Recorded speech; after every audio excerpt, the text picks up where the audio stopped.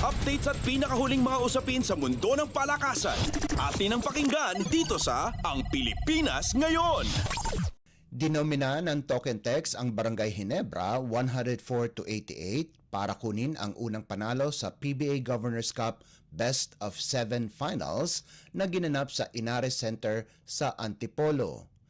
Umasa ang Tropang Giga sa magandang simula kung saan umabante sila sa first quarter 27-15 bago kunin nila ang kalamangan 43-37 sa halftime.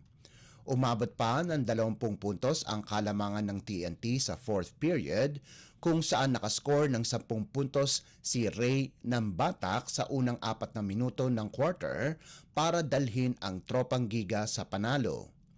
Ayon kay TNT head coach Chot Reyes, wala namang sikreto sa kanilang laro kundi naging maganda ang kanilang depensa. Sa kanyang unang PBA Finals appearance, ipinakita ni Nambatak na krusyal siya para sa TNT kung saan nakalikom ito ng 18 puntos, 10 rebounds, 7 assists at 2 steals sa Game 1. Nanguna naman para sa TNT si import Ronde Hollis Jefferson na nagtapos na may 19 na puntos, 10 rebounds, 4 na assist, 3 tapal at 1 steal habang nagdagdag si Poy Eram ng 15 puntos para ibigay sa Tropang Giga ang 1-0 lead sa kanilang serye. Updates at pinakahuling mga usapin sa mundo ng palakasan.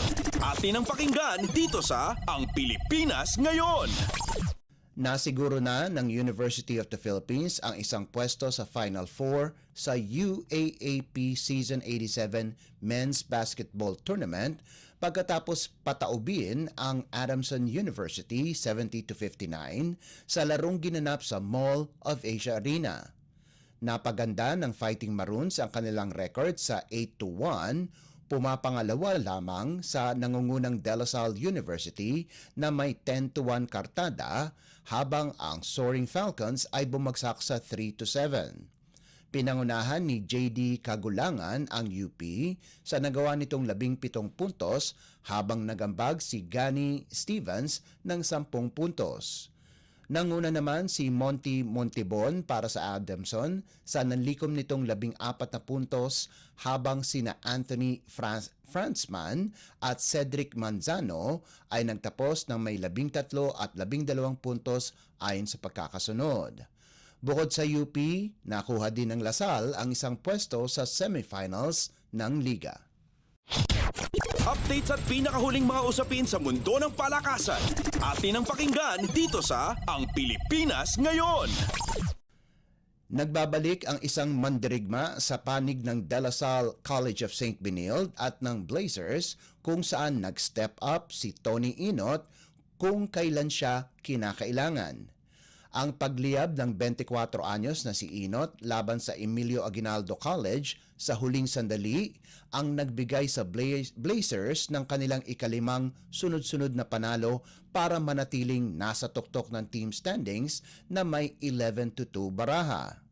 Sa 69-65 panalo ng Benilde laban sa Generals, si Inot na nagpapagaling pa din galing sa ankle injury na nakuha niya ilang linggo na ang nakalilipas ay nagbigay ng 14 na puntos, 4 na rebounds at 4 na assists. Sinabi ni Benilde head coach Charles Tew na hindi nakasama sa mga ensayo si Inot ng halos 3 linggo at hindi nakakasiguro na siya ay makakalaro, subalit sinabihan siya na magbihis na din at baka kailanganin siya.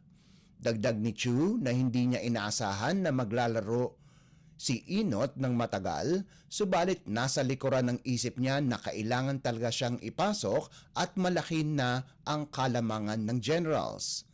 Ayon naman kay Inot, kinaya niya ang sakit para makatulong sa kanyang koponan at coaches. Kahit hindi pa gaano kagaling si Inot, sinabi ni Coach Chu na ang importante ay isa sa kanyang mga inaasahang player ay nagbalik na at maganda ang attitude na dinadala niya para sa koponan. Bumagsak naman ang Generals sa 6 to 7 kartada, katabla ang Lyceum of the Philippines University sa ika-5 pwesto. Updates at pinakahuling mga usapin sa mundo ng palakasan. Atin ang pakinggan dito sa Ang Pilipinas Ngayon. At yan ang pinakahuling balita sa larangan ng palakasan. Para sa Radyo Pilipinas World Service, ito po si Leo Magpayo. Magandang araw. Updates at pinakahuling mga usapin sa mundo ng palakasan. Atin ang pakinggan dito sa Ang Pilipinas Ngayon.